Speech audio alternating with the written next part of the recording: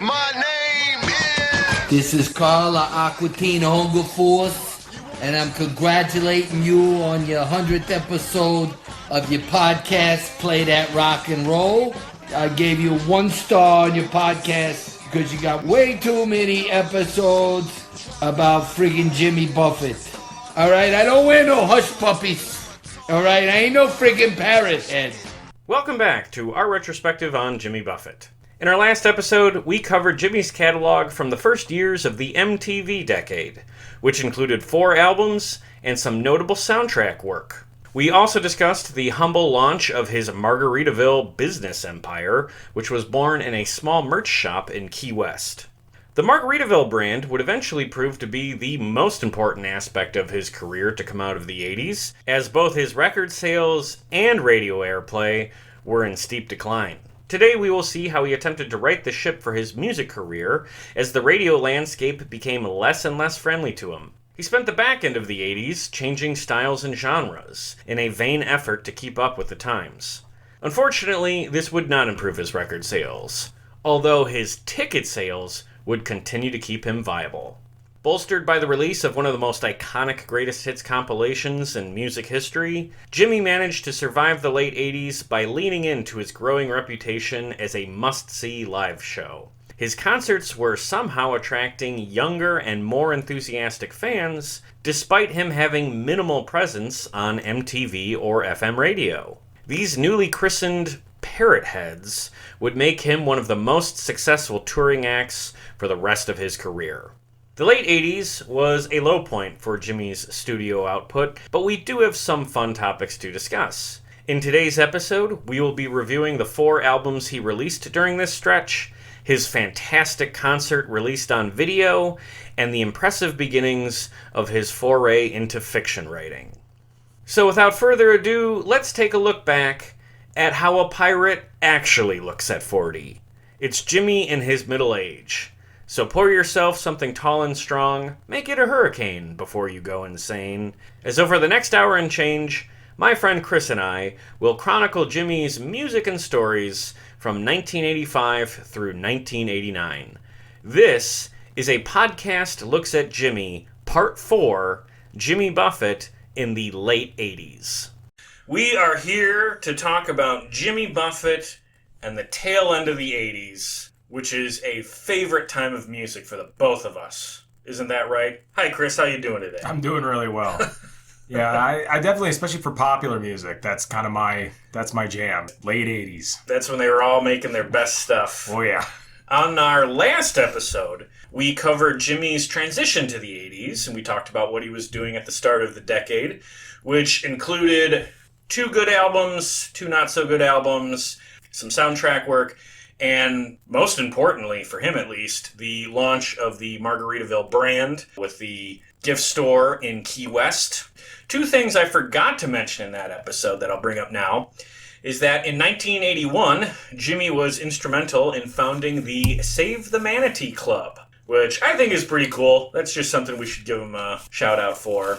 And then the other thing that I wanted to mention in our last episode, Jimmy made an appearance on SCTV in 1982. He did a Fishin' Musician sketch with John Candy, and in that sketch they go fishing from a hot air balloon. It's very funny. I love SCTV. I loved the Fishin' Musician sketches. Fishing, now. Let's talk fishing. Oh, and fishing is exactly what we're going to talk about here today. Because I don't get enough time to fish. No. When I'm working on the road that much. No, and it's so important, to get out in the great outdoors and just get out there and relax. Yeah. Cast the old line in the water and just relax. Marlin. Marlin. Is that not a marlin man? Oh, I love marlin. Macho fish. They are a macho when fish. They come out of the water like that. Oh, yeah. Kona plug or live bait? Well, neither, Jimmy, because you see, I bought that. I've never fished for marlin.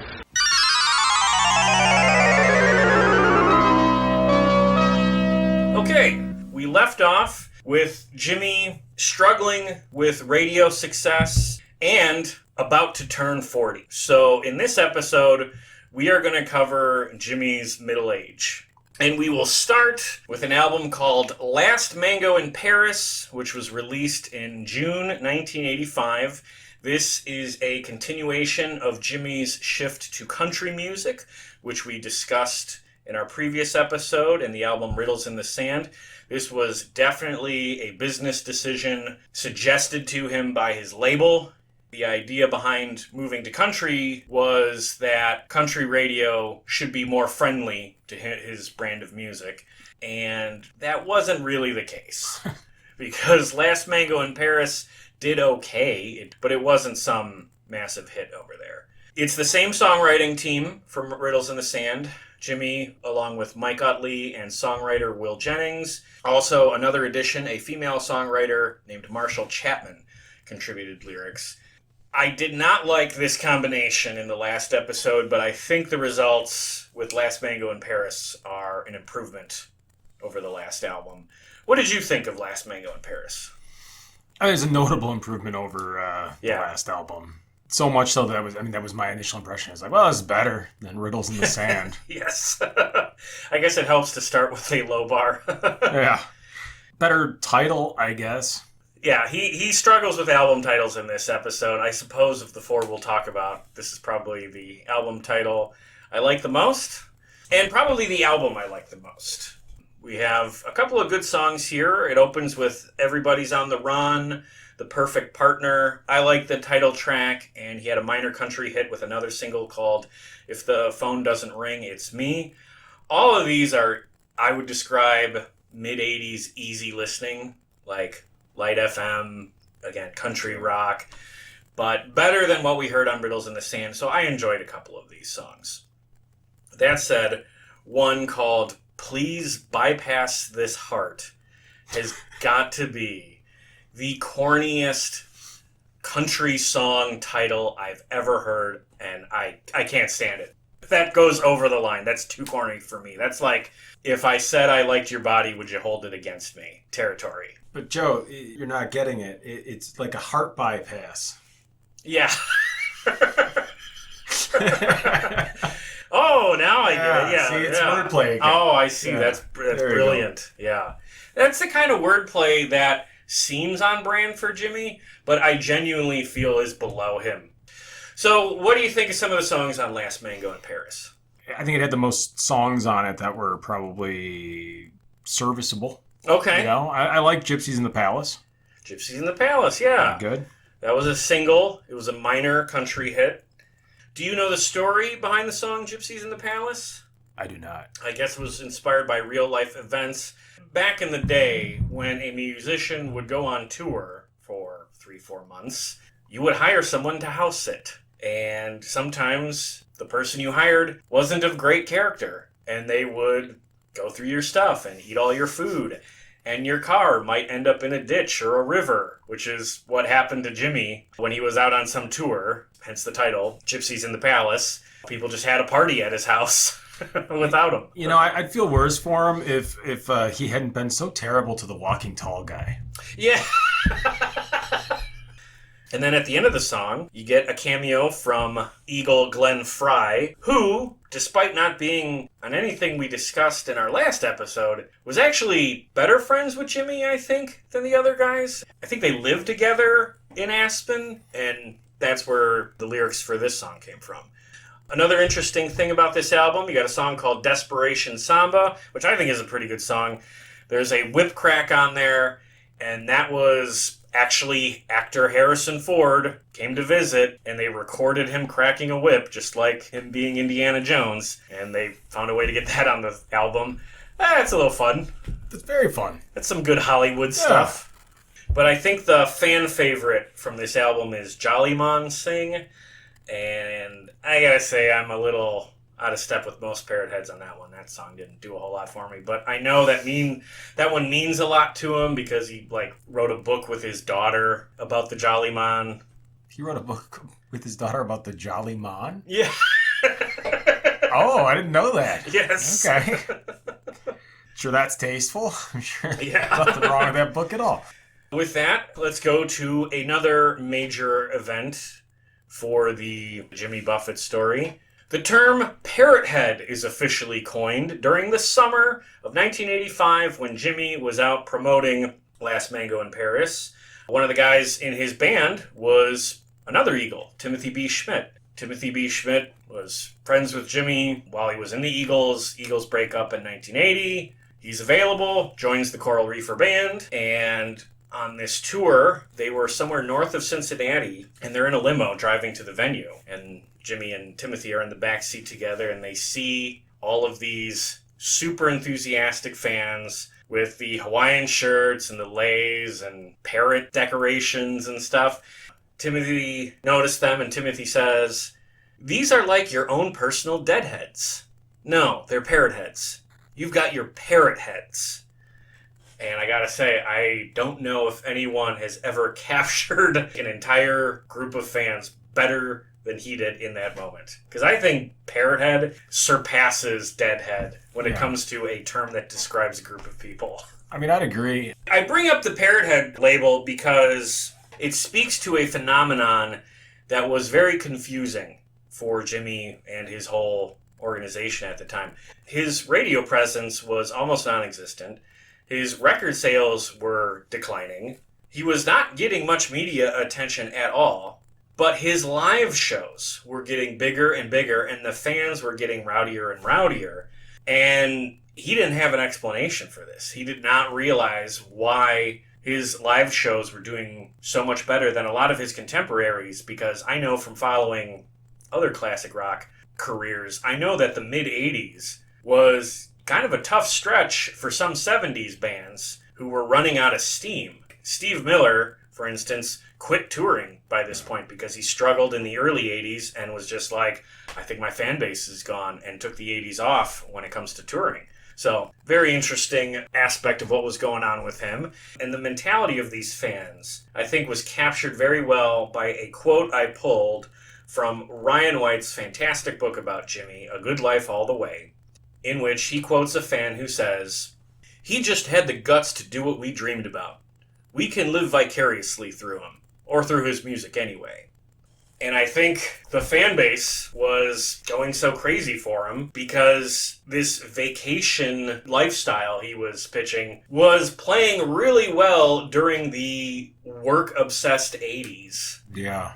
Where everybody's under way more pressure now to make more money, and suddenly maybe their annual family vacation is a little harder to do, and you've got to rely on music, or you splurge on a concert instead of a week-long trip somewhere. You know, it's interesting. He actually seems more critical of suburbia and yuppies and all that jazz in this time period, which is, I mean, peak. Right. But it's almost as if the reason that rings so false is that is his fan base. And I think one could imagine almost somebody going to one of these concerts and really letting off some steam on the weekends. Mm-hmm. And when Buffett's saying those things or seeing those lyrics about the suburbs, they're like, yeah, that's so true. That's not me, though. I'm not like that. I just live there. Right? Yeah, like, yeah, I think so. We're going to talk about an album where he is pointing fingers, but the guy he should be pointing it at is him. Right. So, but let's stick with live shows because we have an important part of his catalog to talk about. His concert film, Live by the Bay, was recorded in August of 1985, again, part of this Last Mango in Paris tour, at Miami Marine Stadium, which was a stadium originally built for powerboat racing. But they configured some sort of floating stage in the front of the grandstand and had space on the sides of the stage and behind the stage for fans to watch the show while in the water, while on inner tubes and floaties.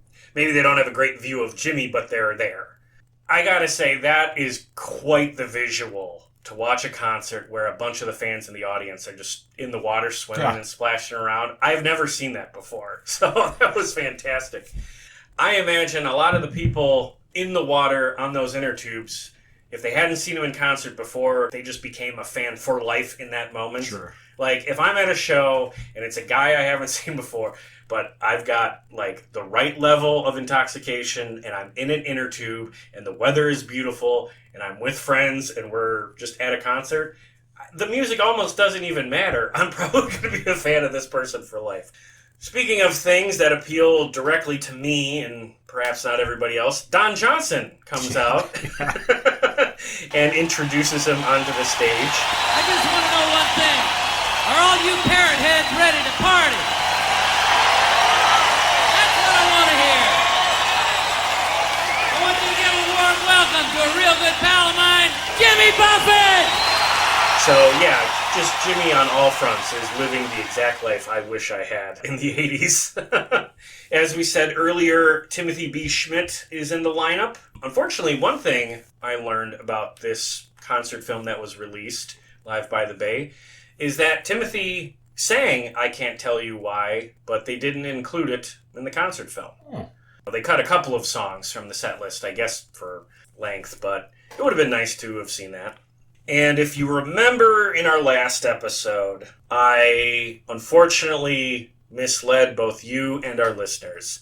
I promised that in this concert film, Live by the Bay, Jimmy was going to be wearing an earring that put the single diamond stud in his music video in the last episode to shame. I was wrong. It was not an earring. What he has is, I believe, a fishing lure woven in the hair at the back of his head, and it dangles down under his ear. Yeah. So it's a lure that looks like an earring. So apologies. Apologies to you. Apologies to the audience. It is not an earring. I was shocked last night when I saw it to know that I had been misled in that way. No, seriously, it was interesting because my thought was, oh, it's not an earring. He's woven like a fish hook or a lure into his hair. That is somehow both cooler than an earring and also profoundly more lame. Which I think kind of sums up a lot of Buffett in general. Both cooler, but also profoundly lame. Yeah. Absolutely. And I can say this because I suffered the same struggle. He's woven it into the back of his hair because that's the only part where the hair is strong. So it's like a bedazzling sort of lure. It's supposed to lure your gaze away from the bald spots. Yes. Timothy B. Schmidt is wearing an earring, though. And I think Jimmy is also wearing an earring. He is. It's just not the one I was thinking of. Yes. So the reason I couldn't tell earlier was because most clips from this concert are low resolution, and they're low resolution because this concert was only ever released to VHS or broadcast. Or Laserdisc. So we got to try and find the Laserdisc so we can watch it in digital. This was put on Laserdisc? It was released on Betamax and Laserdisc. Whoa! You forget how far back the Laserdisc goes. That is almost enough to make me want to buy a Laserdisc player. So last night I watched the concert on VHS on my TV, so that was how I was able to get a better look at this fishing lure he had.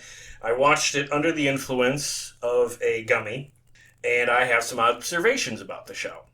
Okay, so he laments not getting played on the radio before singing Come Monday, and I found that interesting because that's been a topic we've discussed in past episodes. And this particular song goes back to the point when they actually used to play me on the radio. Yeah, really. But now we're making our own movies, so we don't need those guys anymore. I liked that Ragtop Date was included in the set list. That was a song I liked from the 70s, and it was a good deep cut for the concert. Before he played Volcano, he repeated I don't know, on stage. And in that moment, I thought, oh, great, he's going to sing I Don't Know from Fast Times on Ridgemont High. But no, actually, he then segued into I don't know, I don't know. I don't know where I'm going to go when the volcano blows. Which, of course, is great. But come on, man. Like, could he have done an I don't know volcano mashup? Like a 2-song little medley? Yeah. Yeah, that was my first thought, too, is I thought he was going to go and he was going to do Spicoli's theme as well, but It would have been clever. Volcano's a great song, so I'm not going to Agreed. hold it against him. Yeah, he can't skip Volcano. Okay, he did a fast version of Changes in Latitudes, Changes in Attitudes, and I always find that interesting because in the early, mid-80s, this was really common for rock artists. They would play a song or two of their set like half a beat faster than the studio version. Joe Walsh would do it with Life in the Fast Lane. AC/DC would do it with Back in Black. If you watch concert footage specifically from the early 80s, you'll find an artist who does that sort of thing. And I like it. It usually sounds cool. It's more energetic. I think it's kind of a cocaine thing. Yeah. I was going to say it makes sense for Life in the Fast Lane. Yeah. We're really gunning it tonight, you know? Yeah. Changes in Latitudes, actually a good selection for making it go a beat faster. So True. I enjoyed that version. Jimmy's t-shirt reads, "Only visiting this planet." Yeah. I noticed it right away and tried finding a similar t-shirt online. Nothing available. Oh, man. Yeah. I love the McDonald's colors on it, too. It's like red and yellow. This is the kind of thing that, given what a merchandise operation he has going, it is amazing to me that that's not something on the front page of Margaritaville.com.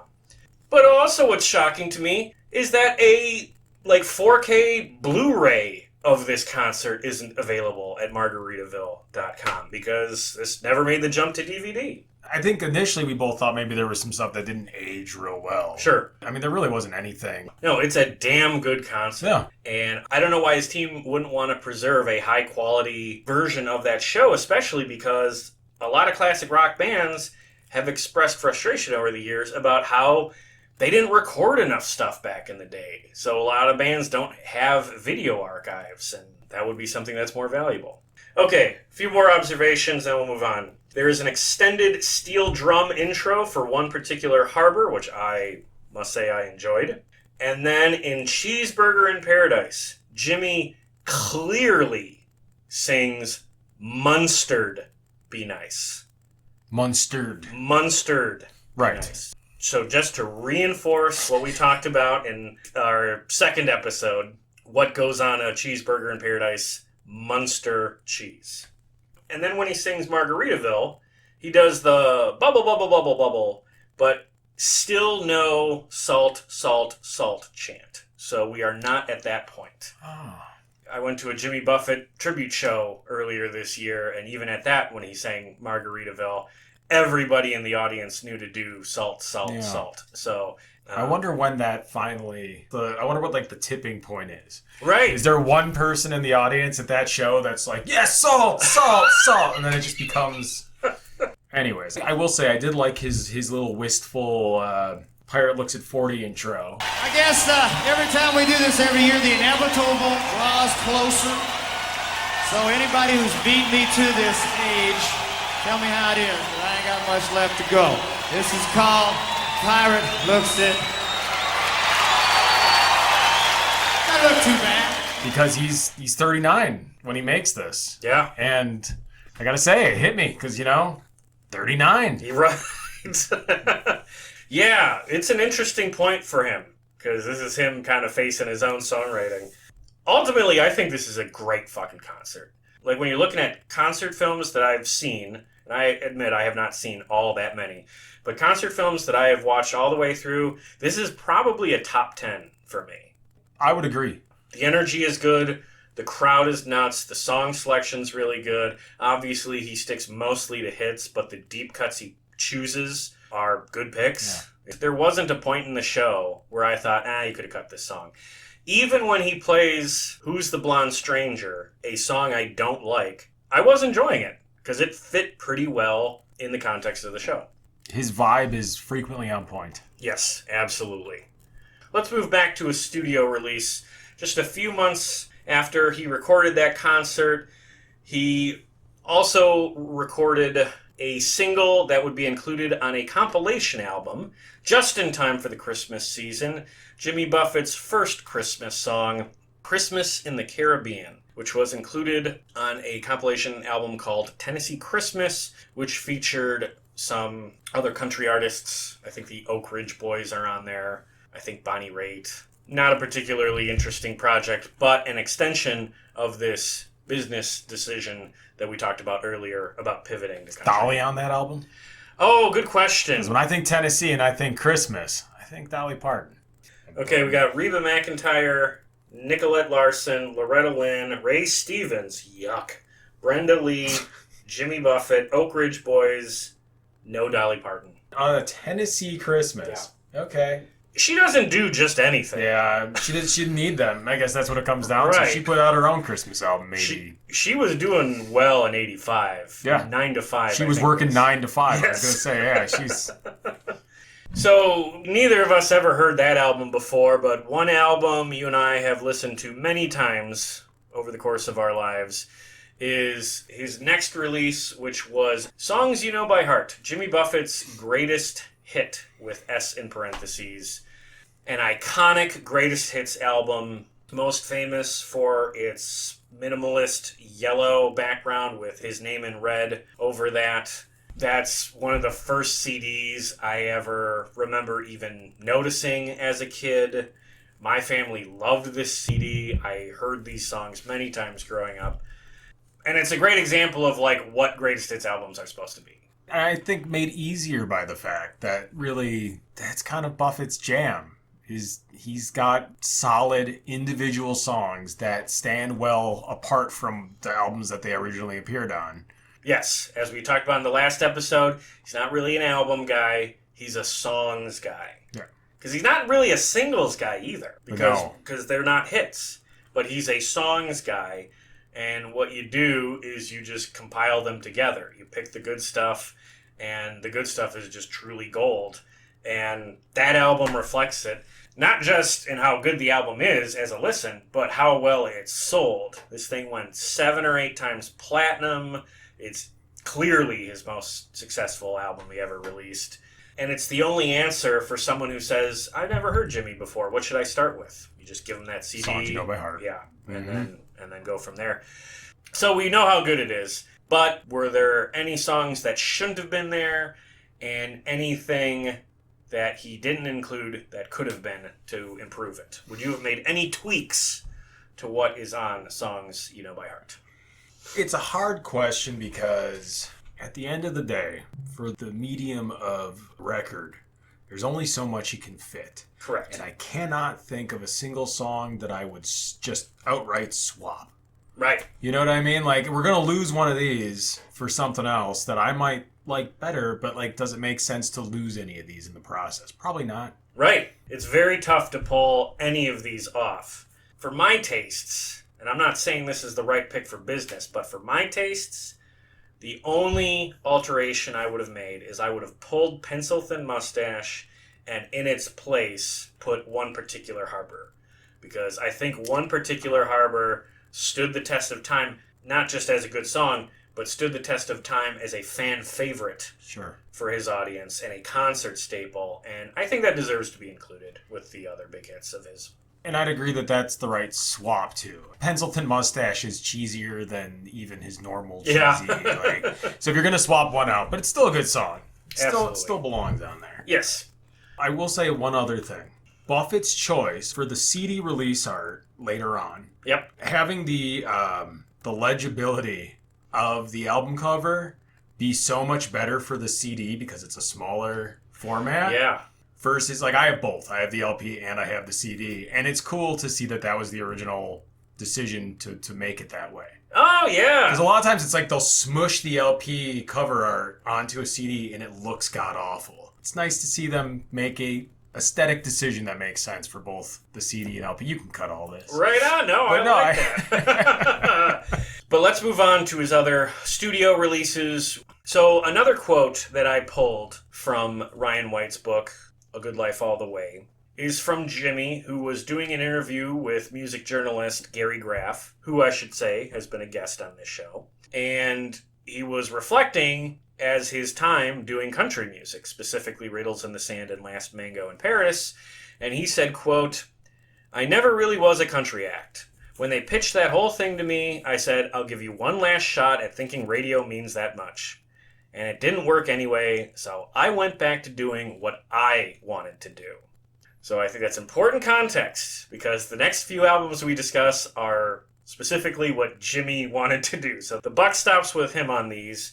But I will say the idea of shifting genres at this point is a good one, because I think he has a very hard ceiling as far as what he can do as a country artist. And Last Mango in Paris was probably it. So the next album was called Floridays, and that was released in June 1986. Floridays is a literary reference, which I've already forgotten to what, but it's not a Jimmy original. He pulled that word from somebody else, so I won't rag on him for that, but I'll just start by saying I don't like the title. Songwriter Will Jennings departs the songwriting team, which is fine with me, because even though I like his work with Steve Winwood, I do not think he was a good songwriting partner for Jimmy. I don't think his brand of songwriter worked for Jimmy. But Mac McAnally returns to the fold, and he co-writes with Jimmy on a song called When the Coast is Clear. And I think that one was pretty nice. Not necessarily a standout, but interesting to see Mac back in the picture here. Another interesting co-writer Jimmy had was actress Carrie Fisher, who co-wrote this lead-off single and opening track, I Love the Now. We know Carrie. Yeah. Man, I wanted to like this song. There's an 80s rock energy to it that I did enjoy, but at the end of the day, there are some fake horns on this that just ruin it, and I can't get on board. Yeah, like when it started the album, I was like, oh, maybe this album will be pretty good, despite its unfortunate title. Right. And then like 30 seconds, and I'm like, no, I don't like this. No. I don't like this at all. Yeah. Also, Jimmy, obviously a Star Wars fan, with Harrison Ford and Carrie Fisher showing up on back-to-back albums. Huh. So that's an odd little coincidence, I guess. Maybe through the Eagles? Because they're LA guys? Certainly. Jimmy's a showbiz guy. Yeah. We know that. I mean, Don Johnson was just in Live by the Bay. I mean, get Don Johnson in Star Wars, or get those two on Miami Vice. It could have happened. Let's go through a couple of other songs from Floridays. Next song of the album is called Creola. It sounds like smooth jazz, and I am also not into this one. This is just not a genre for me. The letter A doing a lot of heavy lifting in that those lyrics. Yeah, go ahead. No, I just I love the when it's like, hey, Creola's hard to rhyme with. Mm-hmm. Maybe I'll just slap an A on soul. Sola. You texted me when you first listened to that song, and just reading the text, I like audibly sighed, and I thought, okay, this is going to be a challenge.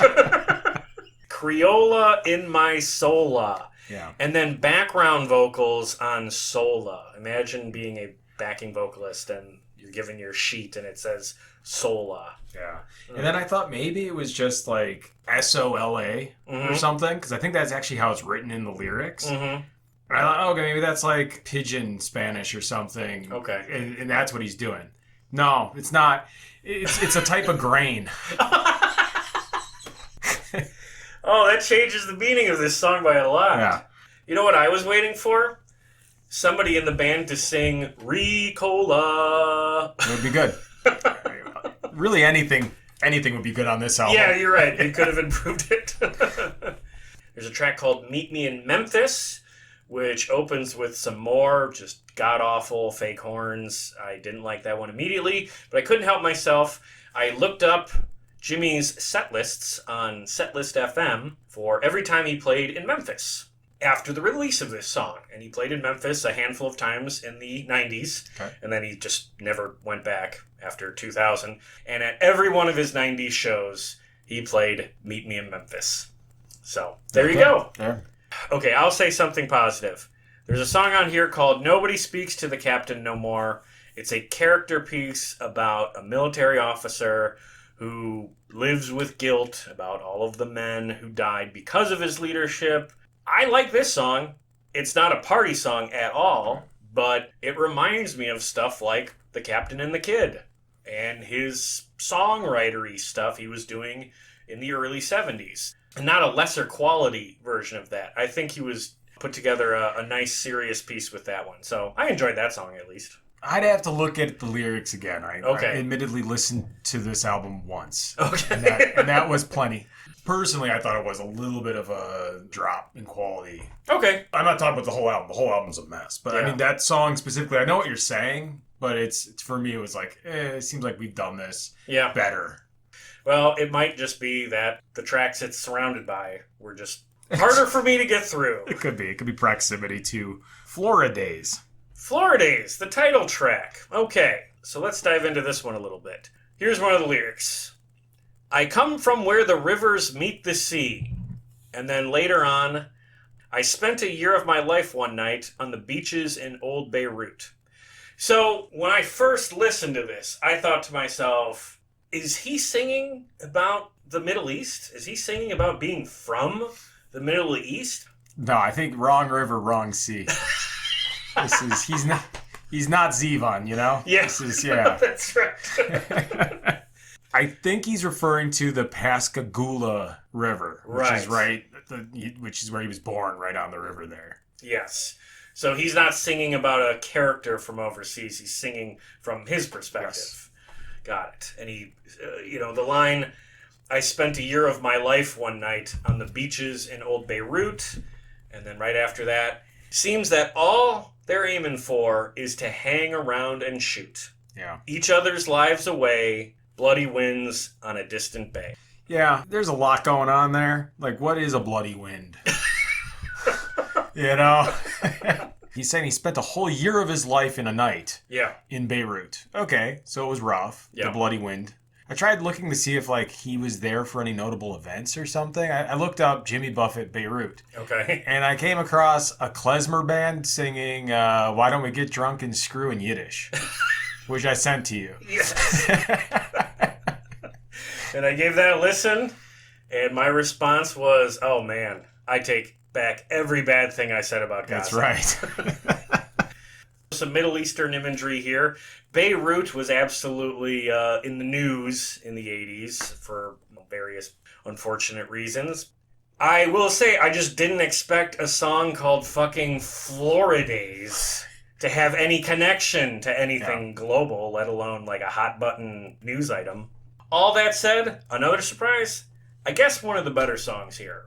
Yeah, it was better than some of them. Yeah. Are you saying it was better than the album closer, You'll Never Work in Dis Business Again? No, specifically, it's not better than that. So what could be? What I like is the business. Dis business. And also, again, he's really going with that spoken word sort of opening. This one, I thought it came off real good. There's like a comedy sketch in this one. Yeah, that one was rough. And you know, with the production, when it starts, the music starts, my first thought was, holy shit, this is a Leave My Monkey Alone situation. I was expecting I would like this goofy, cheesy song and then you would hate it. Yeah. But I don't like this song at all, whereas I love Leave My Monkey Alone. I'm not a fan of that, but like it's disparaging to Leave My Monkey Alone to even be referenced with You'll Never Work in This Business Again. Oh boy. Yeah, unfortunately I think we've hit a real low point. 6 writers for that song. 6? Yeah, I had to look it up while you're talking. 6. You got Buffett, Utley, Vince Melamed, Josh Leo, Willie Weeks, and Matt Benton, all contributing to that 3-minute long song. Shame on you all. I guess we really didn't like Riddles in the Sand in our last episode, but this is quite a drop from even that. This I consider a low point. There's some junk here. There's one good thing on this album that we're going to lose with the next album. What's that?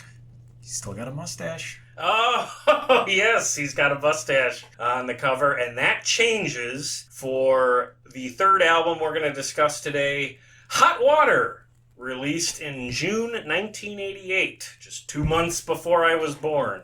He shaves his mustache for this album and reveals that he doesn't have a mustache anymore in the lead-off singles music video for a song called Homemade Music. And I will tell you, if you have not seen it, the music video for Homemade Music is a trip. Judge Reinhold's in it, which always makes me happy. We talked about him with Fast Times on Ridgemont High. Maybe that's how they met. The rest of the video is Jimmy hamming it up for the camera, dancing around this huge boiling cauldron, throwing random music-related props and random seafood-related props all into this boiling cauldron. They're making a gumbo. Yeah, That's making why the a gumbo. seafood's going in there too, yeah. Making a musical gumbo. Or a of booyah. sorts. A booyah. Yeah. All while singing a song, ripping on yuppies and the music business and saying, "Where's all the good music?" With one of the worst songs I've ever heard. Oh, I love it. Really? You really didn't like it? I love homemade music. It was funny. I shouldn't say it's one of the worst songs I've ever heard. It is just jaw-dropping to see because in this video, Jimmy becomes the guy that every Jimmy Buffett hater describes. This is him at his absolute least cool, which to us, I think becomes funny, so there's some value there. Yeah, I guess. I don't know. I love the music video and I love the song.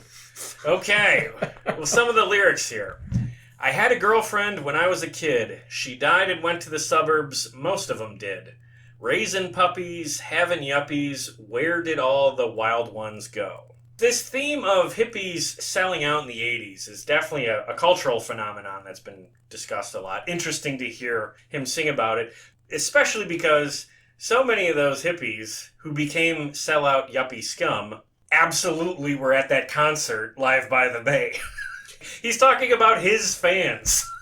These are the people who embraced him. You're not wrong.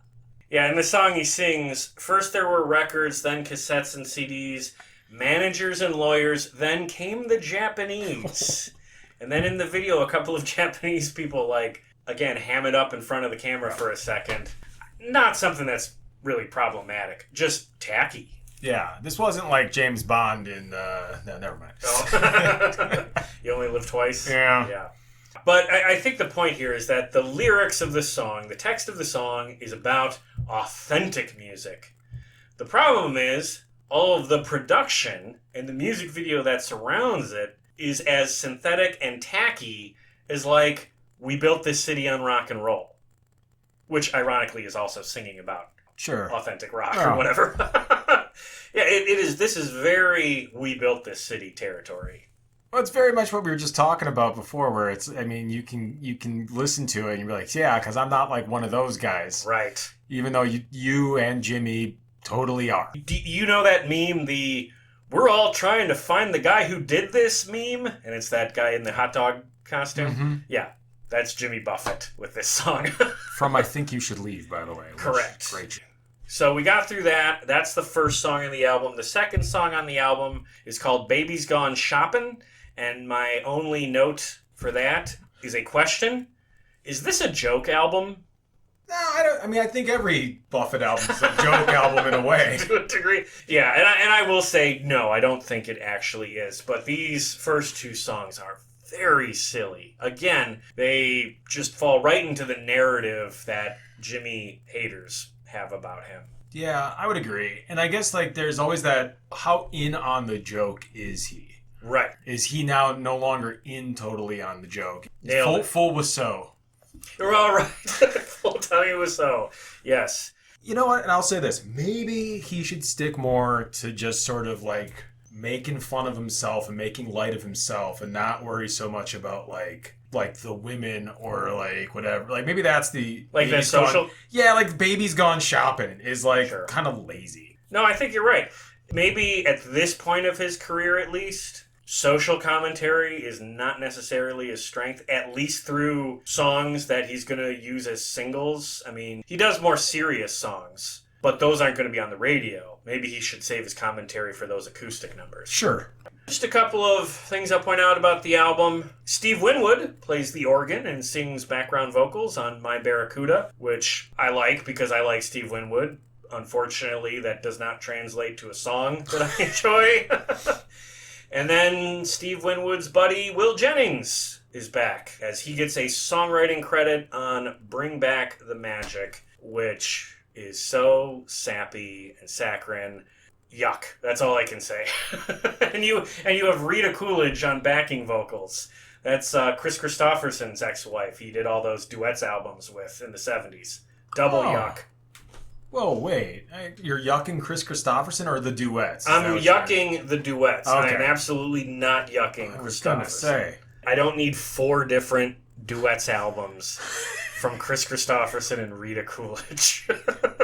There are a few songs that I thought were passable in the sense that I didn't hate them. You have Prince of Tides and Great Heart. I thought they were okay. You have another one called Smart Woman in a Real Short Skirt, which I will say is surprisingly wholesome and, dare I say, woke. It opens with him being impressed by a woman who's good with money and seeing that as a truly valuable trait in a partner. Very mature song. So despite some of the stuff we're saying about the goofiness here, that song I think is actually pretty sharp. It's like the ancestor to the Cake song Short Skirt, Long Jacket. Yeah. Let's play a clip of those two back to back here. Do you think Cake ever heard this song from Jimmy Buffett? I doubt that highly. I shouldn't say that. You know what? You forget, though, sometimes. Musicians listen to a lot of music, and sometimes they listen to a lot of music that you wouldn't even think they're listening to. Yeah, I'm not saying that I doubt they heard it because of the music that they produce. I'm saying I would doubt that they ever heard it because I don't think anybody bought this album. All of these people who are coming to Jimmy concerts are not buying his new albums. Yeah. Is there anything besides the music video for the single that you would say you genuinely like here? I mean, I legitimately like the song Homemade Music. Okay. I like Smart Woman. I do. I dug that song a lot. Just fun, kind of a nice throwaway Buffett song. And then everything else here. Compared to Floridays, I'm sorry, Floridays to me is... I could listen to this album again. Floridays would be hard for me. Well, I think the production here just really reminded me of the stuff that other classic rock artists who were having a hard time in the late 80s were doing. And I see the word 80s crapola, and that's what I think of. I think of like American Dream from Crosby, Stills, Nash & Young, that reunion album. I mentioned Starship. So I guess if you're a big fan of Starship, if you like Starship more than Jefferson Airplane, check out this album. Okay, what a way to sell something. Right. That's the only way I can. Later in that year, he publishes the book we mentioned, The Jolly Man, with his daughter. It's a kid's book. Some point in 88. We've not read that, so nothing to say about it. And then Jimmy shifts musical styles again for his next album, Off to See the Lizard, which was released in June 1989. It's the last album we're going to be talking about today. It's not a huge production shift, it's a style shift. Because this album I would describe as adult contemporary. This is him, I think, looking at some of his fellow classic rockers who were having some success in the late 80s and seeing if he could replicate what they were doing, particularly guys like Don Henley or Sting. I'm not going to say that this album is quality-wise comparable to Henley's End of the Innocents, but it sounds a lot like that album. Off to See the Lizard, a very slickly produced album, not nearly as goofy as what we were talking about on Hot Water. And I will say, I personally have a higher tolerance for this sort of production style than most people I know. But I will say that production style really did not stand the test of time. So this might be his most dated sounding album. This sounds exactly like 1980. Yeah. The lead-off single is called Take Another Road, and I will say I really enjoy that song. And I am relieved to say that. That's like the first time in this episode that I'm saying that, that I thought that this song is actually really good. And up to, I would say, the expectations I would have if someone was like, yeah, he's doing like Sting. I don't know. Like, he did a better job, I think, of differentiating himself from the way that like a lot of the adult contemporary stuff at the time period sounded than a lot of those other artists. It was distinctly a Buffett album. It had his flavor in there. Did you watch the music video for Take Another Road? Oh, absolutely not. Okay. So it's not an interesting video in the sense that not much happens. The video starts with a vagrant in an abandoned house on a beach who's like covered in soot. And Jimmy drives up and the vagrant comes out of the house. Jimmy comes right out of his car and just starts playing his guitar and singing directly at the guy, which is a little awkward. But then the rest of the video is just shots of Jimmy singing. And he has a faraway look in his eye as he stares into the middle distance as he plays his guitar and sings. And it's very much, I would say, a standard presentation of like a adult songwriter, you know, a serious songwriter who's got something insightful to say as far as the aesthetic goes. I think that's like the 1,000-yard stare of musical artists who came up in like the 60s and 70s, now like weathering the 80s. It's like some men went to war. I survived in the music industry. Yeah. I think you nailed it. I think that's exactly what that was. Just defeated, just beat down by the industry, beat down by everything, exhausted, and now making something very, again, contemporary sounding. But at least the song turned out pretty good. It was a minor hit, number 18 on the adult contemporary charts, and it's the best thing on the album. I would say there's a good guitar solo on a song he has called That's My Story and I'm Sticking to It. Another thing I'll say about that song is when we talked about Bob Dylan, we talked about how Bob has songs with certain titles that really only feel appropriate coming from him, like Things Have Changed. That's a Bob Dylan title. I don't want to hear any other artist sing a song with a title like that. That's My Story and I'm Sticking to It. That strikes me very much as a Jimmy Buffett title. The next song after that, Why the Things We Do, has some interesting lyrics. What did you think about the line, put on your barefoot shoes? See, it subverts expectations. I mean, because you think to yourself, well, if you're barefoot, you're not wearing shoes. But if you put on your barefoot shoes, there you go, bud. I love it. Yeah. Boomerang Love is about, I believe, his desire to get remarried to his wife, Jane. They kept in touch. They stayed close, but they wouldn't officially remarry until 1991. But obviously, she's still in the picture. And seems like a nice song, but that title, Boomerang Love, just does not fit with this adult contemporary serious presentation. It's a profoundly silly phrase sang in a totally earnest way, and that just doesn't click for me. He's very obvious with his metaphors there, you know? A goofy title like Off to See the Lizard doesn't really capture the vibe on this album because it's not a silly album. I don't think it's particularly insightful, and I think the production, again, aged very poorly. Despite a couple of highlights, this is mostly just more 80s crapola. These last three albums are just examples of what I think of when I hear that phrase. Fair enough. Yeah. There's nothing memorable here. Besides the single, are there any songs on Off to See the Lizard you like, genuinely? I wanted to like Gravity Storm for some reason. Yeah. I actually like that turn of phrase. Okay. But didn't. Our top five is going to be real interesting. Yeah.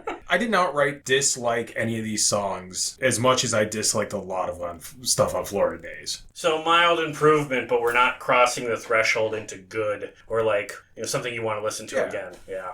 It's kind of a bummer that most of the stuff we have talked about today does not get over that threshold. Before we get out of here, one last little project I should mention. Jimmy publishes his first book for adults, Tales from Margaritaville, in September of 1989. It was a bestseller, as were a couple of other books he would release in the 90s and 2000s. So this is the start of a surprisingly successful fiction writing career. I have not read this book, so I can't speak to it. I don't know if it's any good at all. Have you ever heard of that book or any of the other stuff he's done as far as fiction goes? I had heard of some of his fiction writing. Okay. In the process of picking up his autobiography, or the closest thing he has to it, I found other things he had written, but I have not read anything. Any interest? No. I think it's interesting that Jimmy writes these books because it just goes to show that the man's a storyteller. If this book ends up being good, it's interesting to note that maybe he was telling stories better in this format than he was in his day job. So these are just short stories. Yes. That, you know what? They should do an HBO Max limited run series of just Tales from Margaritaville. Brilliant. I'd be all over that. I'm surprised that hasn't happened. Well, So ultimately, yeah, we have just covered a real rough stretch of Jimmy's catalog, and there are some unfortunate low points. But we can say at least Live by the Bay was awesome. Loved it. And I think we would describe this point of Jimmy's career as being the time when his live shows became unquestionably more important and more core to his appeal as an artist. I would agree. And then you also have songs you know by heart come out during this time period. So really, this is almost like the most formative period for what he ends up kind of becoming. Excellent point. This is the point where he redefines himself as a live act as opposed to a studio act, and he puts together that collection of his best studio work that then gets introduced to younger fans who, of course, became Parrot Heads. And that CD became a vehicle for what he would get more radio play on classic rock radio. Right. This is the time when classic rock radio comes into existence. So good timing with the Greatest Hits album. Okay, we got to try and make sense of all of this. So let's rank the 4 albums we talked about today. Live by the Bay is not one of them. I'll go first, but realistically, besides the first one, I'm not listening to any of these albums again. In order, from best to worst, Last Mango in Paris, Off to See the Lizard, Hot Water, Florida Days. So for me, similar, I suppose, but for me, Last Mango in Paris and Hot Water are almost equal quality. Wow. I know. Still put Last Mango in Paris above Hot Water. I just think it's more listenable. And then after that, Off to See the Lizard, and then by a margin, Florida Days at the bottom. Yeah.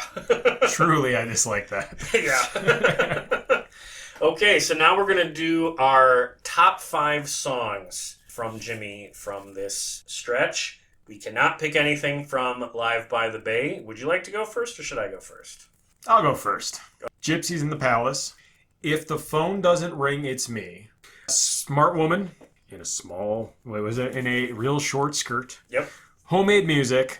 And Take Another Road. Yeah, I put Homemade Music. I love that song. I don't care. Then came the Japanese. Yeah. Yeah, okay. That's what I like about it. Right on. Most of those that you said were runners-up for me, but this was a tough list to put together for me. Yeah. 2 from Last Mango in Paris. I put Everybody's on the Run and The Perfect Partner.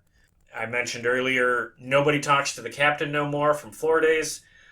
Prince of Tides from Hot Water, because I liked the chorus. And then the one song we have in common, Take Another Road from Off to See the Lizard. And I will say, even though I do like that song, none of these would be over the top 5 we picked in the last episode, or the episodes before it. So if we did a top 5 of all 80s, I would go with my picks from the previous episode. Looking ahead to our next episode, we're going to be talking about Jimmy Buffett in the early 90s, which doesn't really kick off until a few years into the 90s, because after this last album, I should mention, he took a break. Yeah. He realized what he was doing was not working, so he took a much overdue break. So we will talk about the 3 albums that make up his early 90s, I would say, resurgence, because they actually landed pretty high on the Billboard album charts, which is a surprise. We'll talk about a very popular live album of his, a massive box set, which was all the rage in the 90s, and his most famous fictional book. So a lot to look forward to in that episode.